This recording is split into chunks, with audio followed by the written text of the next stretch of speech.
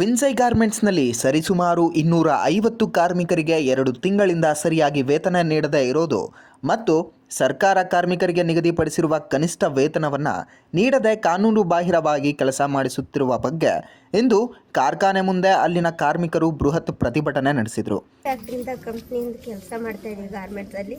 ನಮಗೆ 2 ತಿಂಗಳದು ಪೇಮೆಂಟ್ ಕೊಟ್ಟಿಲ್ಲ, ಸ್ಯಾಲ್ರಿ ಕೊಟ್ಟಿಲ್ಲ, ನಮಗೆ PF ಕೊಟ್ಟಿಲ್ಲ, ಏನು ಕೊಟ್ಟಿಲ್ಲ.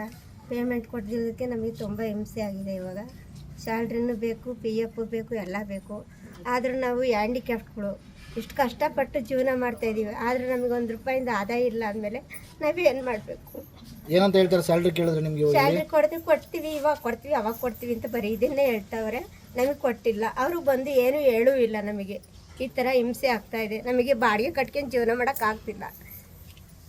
ಬೇರೆ ಏನು ತೊಂದರೆ, ಕೆಲಸ ಮಾಡೋ ಏನು ತೊಂದರೆ ಇದೆ ನಿಮಗೆ? ಕೆಲಸ ಮಾಡೋಕ್ಕೆ ಏನು ತೊಂದರೆ ಇರಲಿಲ್ಲ ಸರ್, ಆದರೆ ಪೇಮೆಂಟಿಂದು ನಮಗೆ ಭಾರಿ ತೊಂದರೆ ಆಗ್ತಾ ಇದೆ. ಇವಾಗ ಈಗ 2 ತಿಂಗಳಿಂದ ಕೊಟ್ಟಿಲ್ಲ? 2 ತಿಂಗಳಿಂದ ಕೊಟ್ಟಿಲ್ಲ ಸರ್ ನಮಗೆ.